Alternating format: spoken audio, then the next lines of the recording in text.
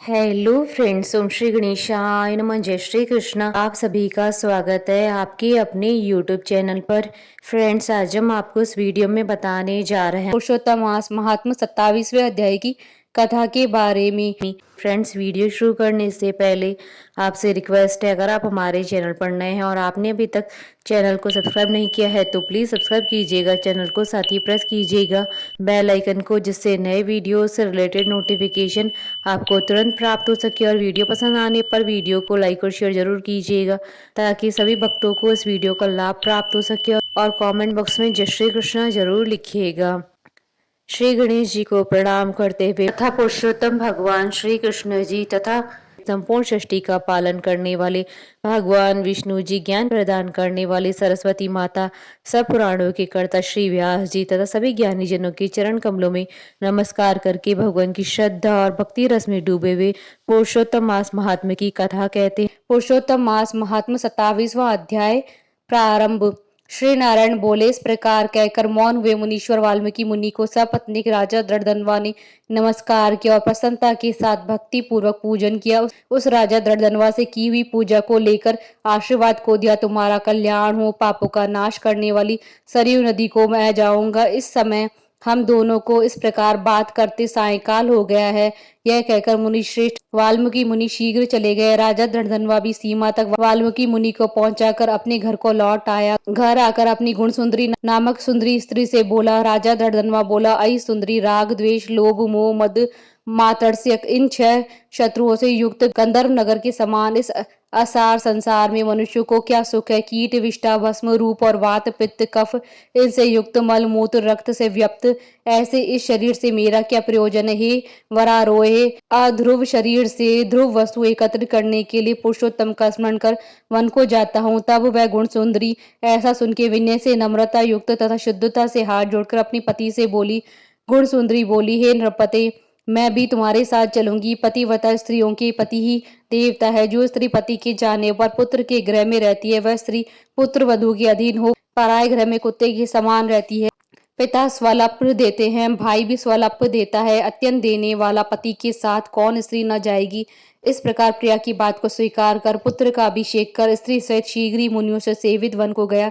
दोनों स्त्री पुरुष हिमालय के समीप गंगा जी के निकट जाकर पुरुषोत्तम मास आने पर दोनों कालों में स्नान करने लगे।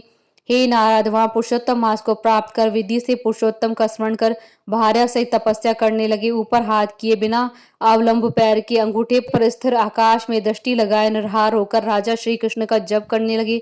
इस प्रकार व्रत की विधि में स्थित हुए तपोनिधि राजा की पतिव्रता रानी सेवा में तत्पर हुई। इस प्रकार तप करते हुए राजा का पुरुषोत्तम मास संपूर्ण होने पर घंटी माओं के जल से विभूषित विमान वहां आया। ऐसे तत्काल आए पुण्यशील और सुशील सेवित विमान को देख स्त्री सहित राजा आश्चर्य से युक्त हो विमान में बैठे हुए पुण्यशील और सुशील को नमस्कार किया।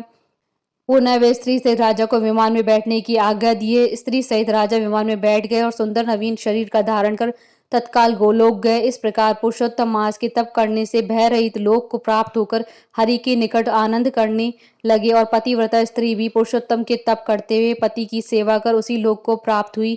श्री नारायण बोले, हे नारद, मेरी एक जीवा है, इस समय इसका क्या वर्णन करूं। इस पृथ्वी पर पुरुषोत्तम के समान कुछ भी नहीं है। सहस्त्र जन्म में तप करने से जो फल प्राप्त नहीं होता है, वह फल पुरुषोत्तम के सेवन से पुरुष को प्राप्त हो जाता है। श्री पुरुषोत्तम मास में बुद्धि पूर्वक अथवा अबुद्धि पूर्वक किसी भी बहाने यदि उपवास स्नान दान और जप आदि किया जाए तो करोड़ों जन्म के पर्यंत किए गए पाप नष्ट हो जाते हैं। जैसे दुष्ट बंदर ने अबुद्धि पूर्वक 3 रात तक पुरुषोत्तम मास में केवल स्नान किया तो उसके पूर्व जन्म के समस्त कुकर्मों का नाश हो गया। वह बंदर भी दिव्य शरीर धारण कर विमान पर चढ़कर जरा मरण रहित गोलोक को प्राप्त हुआ। इसलिए यह पुरुषोत्तम मास संपूर्ण मासों में अत्यंत श्रेष्ठ मास है, क्योंकि इसने बिना जाने से ही पुरुषोत्तम मास में किए गए स्नान मात्र से दुष्ट वानर को हरि भगवान के समीप पहुंचाया।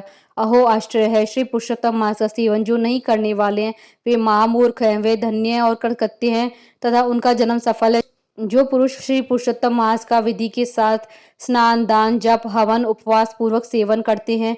नारद मुनि बोले, वेद में समस्त अर्थों का साधन करने वाला मनुष्य शरीर कहा गया, परंतु ये वानर भी व्याज से पुरुषोत्तम मास का सेवन कर साक्षात मुक्त हो गए। हे तपोनिधि, संपूर्ण प्राणियों के कल्याण के निमित्त मुझसे इस कथा को कहिए। इस वानर ने 3 रात्रि तक स्नान कहाँ किया, यह वानर कौन था, आहार क्या करता था, उत्पन्न कहाँ हुआ, कहाँ रहता था और श्री पुरुषोत्तम मास में व्याज से उसको क्या पुण्य प्राप्त हुआ, यह सब विस्तार से सुनने की इच्छा करने वाले मेरे से कहिए। आपसे कथा अमृत श्रवण करते हुए मुझे तृप्ति नहीं होती है। श्री नारायण बोले, कोई केरल देश का अत्यंत लालची, शहद की मक्खियों के समान धर्म में प्रेम रखने वाला, सर्वदा धन के संचय करने में तत्पर रहने वाला ब्राह्मण था। उसी क्रम से लोक में कदर्य नाम से प्रसिद्ध था। उसके पिता ने भी प्रथम उसका नाम चित्र शर्मा रखा था। उस कदर्य ने सुंदर अन्न सुंदर वस्त्र का किसी समय उपभोग नहीं किया।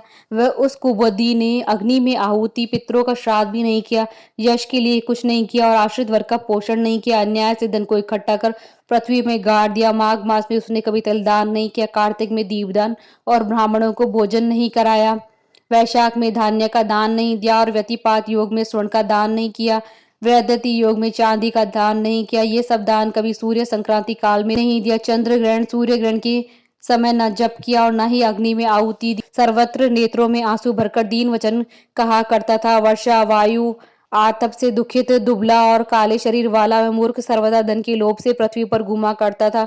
कोई भी इस पामर को कुछ दे देता, इस तरह बार बार कहता हुआ गो के दुहन समय तक कहीं भी ठहरने में असमर्थ था। लोक के प्राणियों के धिक्कारने से जला हुआ और उद्विग्न मन होकर घूमता था।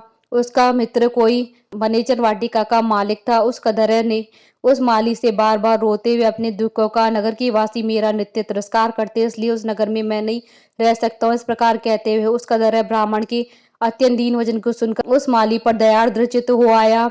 शरण में आए वे उस दीन ब्राह्मण पर माली ने दया कर कहा कि हे कदर्य, इस समय तुम इसी वाटिका में वास करो। नगर वासियों से तिरस्कृत हुआ कदर्य उस माली के वचन को सुन प्रसन्न होकर उस वाटिका में रहने लगा।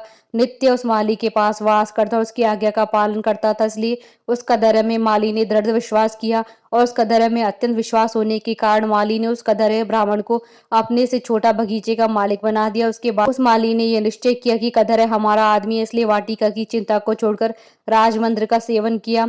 राजा के यहाँ उस माली को बहुत कार्य रहता था, इसलिए और पराधीनता वश वाटिका की और वह कभी नहीं आया। वह अत्यंत दुर्बल कदर है, उस वाटिका के फलों को आनंद से अच्छी तरह भोजन करता और लोभ वश बचे हुए फलों को बेच देता। निर्भय पूर्वक उस बगीचे के फलों को बेचकर वह सब धन स्वयं ले लेता। जब माली को पूछता तो उसके सामने झूठ बोलता था कि नगर में फिरता फिरता, भिक्षा मांगता मांगता और खाता खाता तुम्हारे वन की रक्षा करता हूँ, फिर भी पक्षीगण इस बगीचे के फलों को महीने में आकर खा जाते हैं। देखिए, मैंने कुछ खाते हुए पक्षियों को अच्छी तरह से मार डाला है। यहाँ चारों तरफ उन पक्षियों के मांस और पंख गिरे पड़े हैं।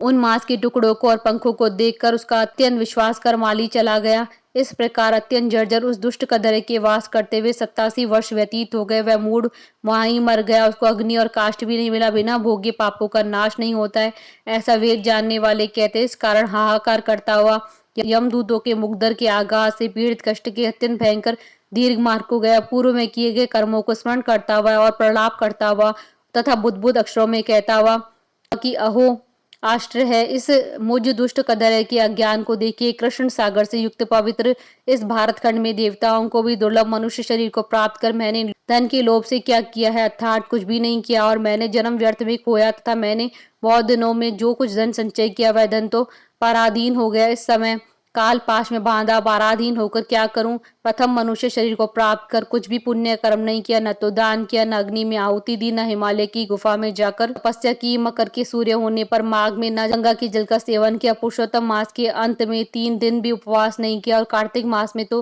तारागण भी रहते प्रातः स्नान नहीं किया। मैंने पुरुषार्थ को देने वाले मनुष्य शरीर को भी पुष्ट नहीं किया। अहो आश्चर्य है, मेरा संचित धन पृथ्वी में निरर्थक गड़ा रह गया। दुष्ट बुद्धि होने के कारण जीवन पर्यंत जीव को कष्ट दिया और मैंने जठराग्नि को भी कभी अन्न से तृप्त नहीं किया। किसी पर्व के समय भी उत्तम वस्त्र से शरीर को आच्छादित नहीं किया। न तो जाति के लोगों को, न बांधवों को, न स्वजनों को, न बहनों को, न दामाद को, न कन्या को, न पिता माता छोटे भाई को, न पतिव्रता स्त्री को, न ब्राह्मणों को प्रसन्न किया। इन लोगों को एक बार भी मिठाई से कभी तृप्त नहीं किया। इस प्रकार विलाप करते हुए उस कदर्य को यमदूत यमराज के समीप ले गए। उसको देखकर चित्रगुप्त ने उसके पाप पुण्य को देखा और अपने स्वामी धर्मराज से कहा कि हे महाराज, यह ब्राह्मणों में अधम कृपण है, धन के लोभी इस दुष्ट कदर्य का कुछ भी पुण्य नहीं है। वाटिका में रहकर इसने बहुत पाप किया। माली का विश्वास पात्र बनकर साक्षात स्वयं फलों को चुराया और जो जो पके हुए फल थे उनको खाया और जो खाने से बचे हुए फल थे उसको इस दुष्ट ने धन के लोभ में बेच डाला। एक फलों की चोरी का पाप, दूसरा विश्वासघात का पाप। हे प्रभु, ये 2 पाप इस कृपण में अत्यंत उग्र हैं और भी इसमें कई प्रकार के अनेक पाप हैं। नारद मुनि बोले। इस प्रकार ब्रह्मा के पुत्र चित्रगुप्त के वचन को सुनकर अत्यंत क्रोध से युक्त धर्मराज ने कहा कि यह कदर 1000 वानर योनि में जाए और विश्वासघात का फल इसको बाद में होवेगा। इति श्री वैद नारद पुराण पुरुषोत्तम मास महात्म 27वां अध्याय संपूर्ण। बोलिए भगवान श्री हरि विष्णु जी की जय, सनातन धर्म की जय। हमारे साथ इस वीडियो में अंत तक बने रहने के लिए आपका धन्यवाद। ओम श्री गणेशाय नमः। जय श्री कृष्ण।